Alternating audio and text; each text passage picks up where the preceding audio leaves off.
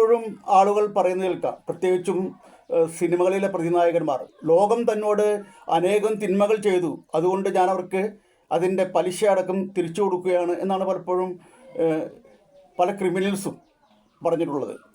പലപ്പോഴും സിനിമയിലെ അധോലോക നായകന്മാരൊക്കെ ഇത്തരം വലിയ സെൻറ്റിമെൻറ്റ്സ് വാചകങ്ങളുമൊക്കെ ആയിട്ട് വരാറുണ്ട്. അതിന് പുറകിൽ എന്തെങ്കിലും നീതിയുണ്ടോ, എന്തെങ്കിലും നീതിയുക്തതയുണ്ടോ എന്നാണ് നമ്മൾ പരിശോധിക്കേണ്ടത്.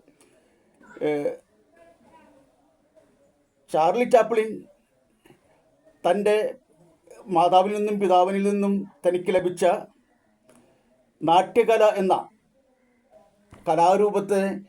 കലാരൂപത്തിലൂടെ ജനങ്ങളുടെ മനസ്സിലേക്ക് നന്മകൾ പകരുകയും അവരെ ആനന്ദിപ്പിക്കുകയും ചെയ്യണമെന്ന് സ്വപ്നം കണ്ടു നടന്ന ഒരാളാണ് ചാർലി ചാപ്ലിൻ.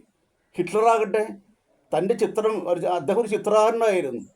തൻ്റെ ചിത്രങ്ങളാൽ ലോകത്തെ രസിപ്പിക്കണമെന്നും ലോകത്തിന് നന്മകൾ വരണമെന്നും, അതുമാത്രമല്ല അദ്ദേഹം ആദ്യമായിട്ട് സോഷ്യലിസ്റ്റ് ആയിരുന്നു. ലോകത്തിലെ എല്ലാ മനുഷ്യർക്കും ഭക്ഷണം കിട്ടണം, നീതി കിട്ടണമെന്ന് വാദിക്കുന്ന ഒരു സോഷ്യലിസ്റ്റ് ആയിരുന്നു അദ്ദേഹം ആ ലേബലിൽ നിന്നുകൊണ്ട് തന്നെയാണ് ജയിച്ച് ജർമ്മനിയിലെ ഫ്യൂറർ ആവുന്നത്. അപ്പോൾ ഈ രണ്ടുപേരും ലോകത്തിന് നന്മ വരണം എന്ന് ആഗ്രഹിച്ച രണ്ട് പേരാണ്. പക്ഷെ ഇവരുടെ സഞ്ചാരപഥങ്ങൾ എവിടെയോ വെച്ച് വേർപിരിഞ്ഞു പോയി. ചാർലി ചാപ്ലിനെ കുറിച്ച് പറയാറുള്ളത്, ചാർലി ചാപ്ലിൻ വിശ്വവിശ്രുതനായിട്ടുള്ള ഹാസ്യ സാമ്രാട്ടായിട്ട് നാടകത്തിലും സിനിമയിലും ഇവിടെ വളർന്നു വന്നപ്പോൾ അദ്ദേഹത്തിൻ്റെ ആരാധികമാരിൽ ഒരാൾ പറഞ്ഞിങ്ങനെയാണ്, നിങ്ങൾ അവിടെ ഹാസ്യം അഭിനയിക്കുമ്പോൾ ഞങ്ങൾ കരയുകയാണ്, ഞങ്ങളുടെ മനസ്സ് തേങ്ങുകയാണ്, കാരണം നിങ്ങൾ അനുഭവിച്ച വേദനകൾ, യാതനകൾ ഞങ്ങൾക്കറിയാം.